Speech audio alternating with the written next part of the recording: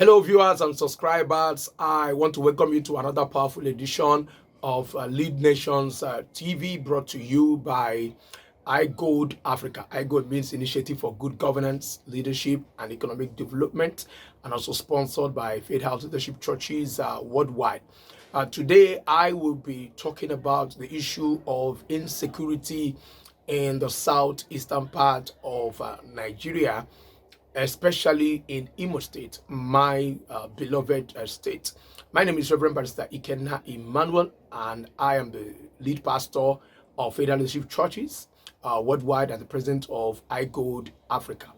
It has become something that everyone that is concerned about the value for human life in Imo State, in the southeast, and the entire nation of Nigeria must give proper attention and consideration when it has to do with the issue of insecurity in our geopolitical zone. In recent times, it has been like this for a long time, but in recent times, the simultaneous, the reoccurring decimal in the issue of insecurity and killing of young people by certain miscreants, some societal urchins, have decided to unleash terror and mayhem to the good people of Imo State and by Southeast extension. I grew up in Imo State almost all my life, just a little bit of traveling out. Almost all my life, I've lived in Imo State. And Imo State has actually been one of the most peaceful states in Nigeria. But in recent times, it looks as if that Imo has become a kind of war zone where consistently we see a lot of things that are going on, young people being killed. Just about that is 48 hours ago. Today is at least 20th of July 2022, just 48 hours ago or so, some set of people unleashed terror from the information we gathered, and 14 young men were killed.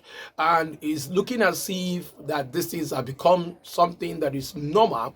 These were the things that we were hearing back in the days in Iraq and Iran war.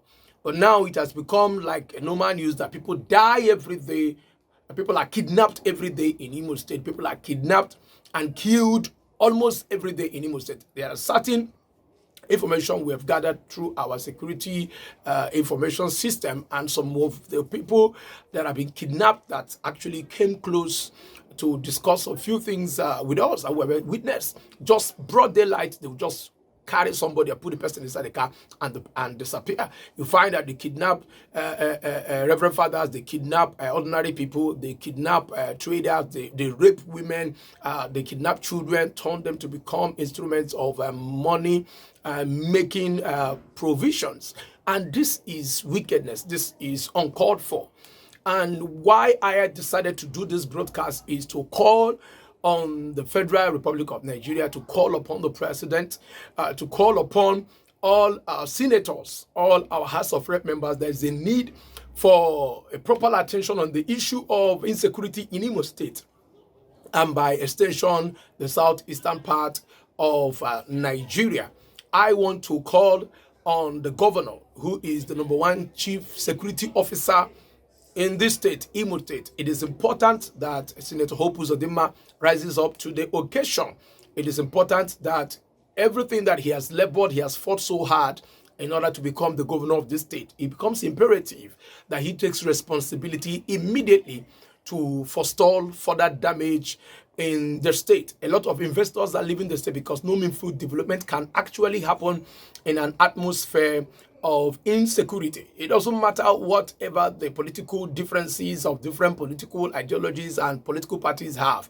Imo State is for everybody. Imo State is for each and every one of us who are politicians, who are statesmen, who are pastors, clergymen, who are business people, entrepreneurs. I want to also talk to the senator representing Oluzone, senator, the former governor of Imo State, His Excellency, he was now a senator, Rochas Okorocha.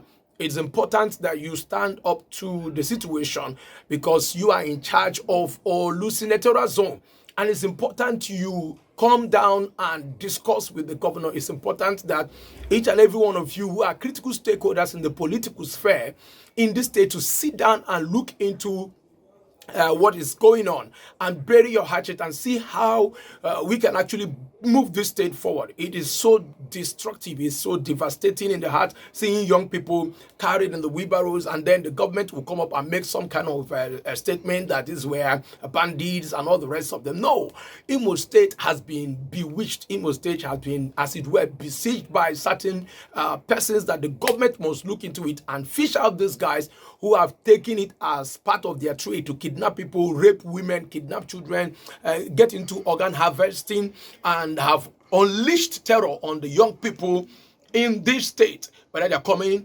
with the covering of Fulani herdsmen or coming under the covering of unknown gunmen or bandits or Miati Allah or whatever nomenclature they have decided to shadow ban themselves towards dealing with the peaceful existence of close to 7.9 million people living in this wonderful, God-blessed state called Imo State, the Eastern Heartland. I want to also talk to all the young persons, all the young people who are involved in any form of criminality. This is not the way. Investors are leaving the state. There is massive unemployment, even though the government has not actually done anything, as it were. I'm not just talking about the government of Senator Hope Uzodinma. I'm also talking about the previous governments of Rochas Okorocha, the previous governments of Atiku Denwa, the previous governments of Ikenna. For 20 years now, it's looking as if Imo State has been relegated to the background when it has to do with infrastructure, when it has to do with development, when it has to do with creation of jobs. And it's important that every one of us, all the stakeholders, everyone that is going to watch this video, it's important that we find a solution to this issue that has destroyed the state, as it were. I want to talk to all the young persons who have decided to get into brigandage, who have decided to get into wickedness, who have decided to involve themselves in assassination, kidnapping, maiming, raping of people. You need to desist from this. You need to get away from this. This is not part of what is a kind of description of the Igbo land. Igbo land is a peaceful place. It is arrow, it is abomination for you to take away the life of anybody in Igbo land. And I want the pastors and I want the clergymen, the reverend fathers, the bishops in the state, we need to stand up and begin to talk. I want to also call on the state CAN chairman and the state Pentecostal Fellowship of Nigerian chairman and other critical stakeholders and the police, the army, and labor unions and civil society groups. It is important we begin to work together, because it can be you tomorrow. It can be your brother tomorrow. It can be your relative tomorrow. It can be your pastor tomorrow. It can be that beloved one that is close to you. Why is it that people cannot travel peacefully from Imo State down to Onitsha? We cannot travel peacefully from Imo State to Aba. We cannot travel peacefully from Imo State to Port Harcourt. We cannot travel. We cannot even go back to our villages again, because people are afraid they can be kidnapped. People are afraid to come back home again. We have Imo State as the Eastern Heartland. We trust in God and we trust in complete synergy that everyone must put their heads together in making sure that we deal with the issue of this insecurity, because God hates loss of human lives. I dislike people dying mysteriously, being kidnapped or being hijacked or evaporated from the atmosphere. And it's also an opening for causes. Any city and any state, any nation that is involved in shedding of blood, there is a destruction of the natural resources and they cannot actually grow. And God himself is not happy with what is going on in Imo State. I ask that God shall help us. I ask that the government and all critical stakeholders, as I've mentioned, must put their heads together in making sure that we deal with this issue. We trust God in no recent times, in no sooner than later time, that things will normalize in Imo State. Investors will come back and everything will begin to work again. In the name of the Father, the Son, and the Holy Spirit. Till I see you and come across your path again, I remain your brother and your friend, Reverend Pastor Ikenna Emmanuel. I am the privileged lead pastor of Faith Leadership Churches, Owerri, Imo State, Nigeria, and also the president of the International Center for Leadership, Diplomacy, and Economic Development. Till I see you in another video, please subscribe and also share to all your friends as we make advancement in nation building. God bless you.